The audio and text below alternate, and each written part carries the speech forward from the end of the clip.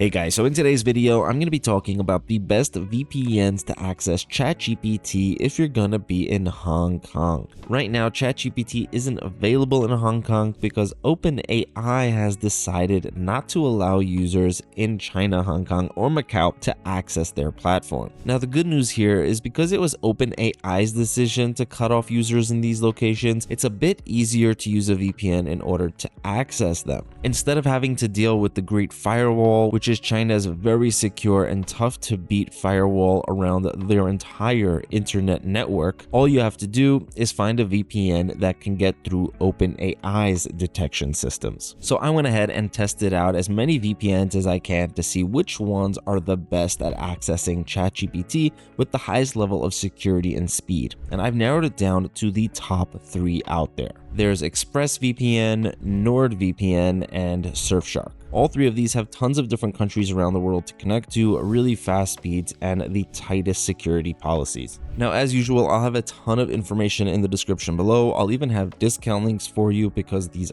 are paid VPNs, so those links will get you the best possible price. If you weren't looking to pay for a VPN, the best free VPN option out there is going to be Proton Free Tier VPN. You could use this if you just wanted to access ChatGPT on a one-off basis, but if you're looking to use it regularly, Proton's free VPN is just not going to be that fast. Every free VPN out there is going to reserve their fastest connections for paying customers, and if it's a completely free VPN with no paid tier, then you're just not going to have any fast connections at all. Another VPN alternative that a lot of people like to use in Hong Kong is Poe. This is a platform that allows you to access a lot of different AI models all in one place. So you can use ChatGPT, Claude Sonnet, DeepSeek, a bunch of others, Grok, Gemini.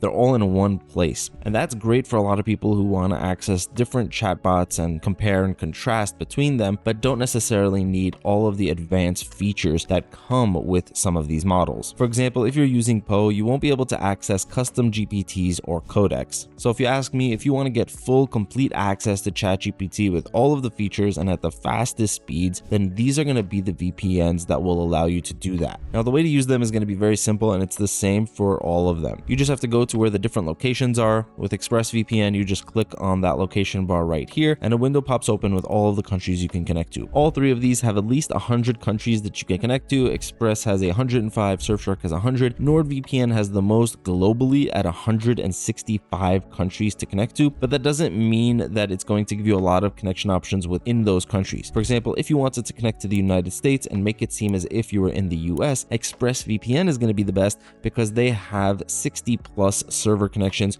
within the US alone. So just to show you, let's say you wanted to do that. I would go into ExpressVPN, type in USA, and there you go. All of these different places that you can connect to within the United States. So I'll just click on one. Let's go with Virginia Beach. I'll click on that, and automatically I'm going to be connected up to that location. That means that now if you go back into the browser and you try to access ChatGPT, OpenAI is going to think that you are in the United States, and they'll give you full access to the platform. The same thing would work with NordVPN. If you just go to the countries tab right there, you have access to all of those different countries. And with Surfshark, it's over here on the left side. You just go down here to the locations part, and there you go, all of their countries. Now you might be wondering what's going on with all the other stuff in these VPNs. Well, that's because these are add-ons. They aren't really part of the VPN itself. ExpressVPN is kind of unique here. They're focused on just the VPN itself. You're getting what you pay for. You're getting a really good, high quality, fast VPN that's excellent for a beginner because of how simple it is. But at the same time, if you're a more advanced user, it of course comes with things like a kill switch, split tunneling, and different protocols that you can choose from. On the other hand, NordVPN and Surfshark are more into not just the VPN, but also their add-ons, which aren't directly related to the VPN. For a lot of people, they may be very useful, or they might just be unnecessary. So in NordVPN, you have Threat Protection Pro, which is like a mini antivirus. You get malware protection, browsing protection, and an add-in tracker blocker.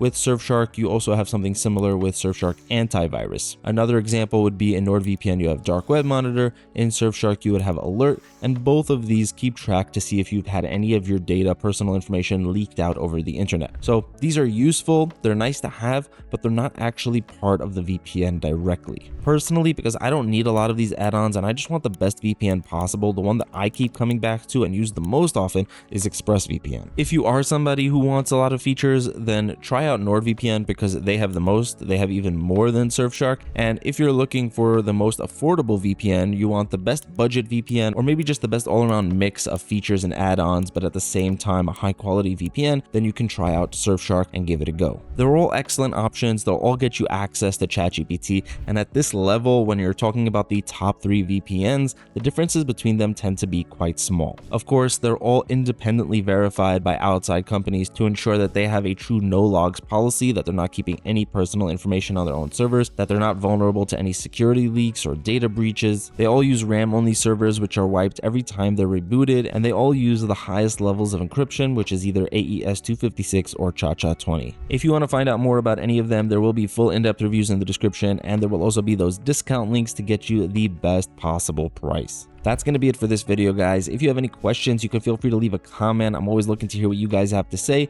Thank you so much for watching. Have an amazing day, and I'll see you in the next one.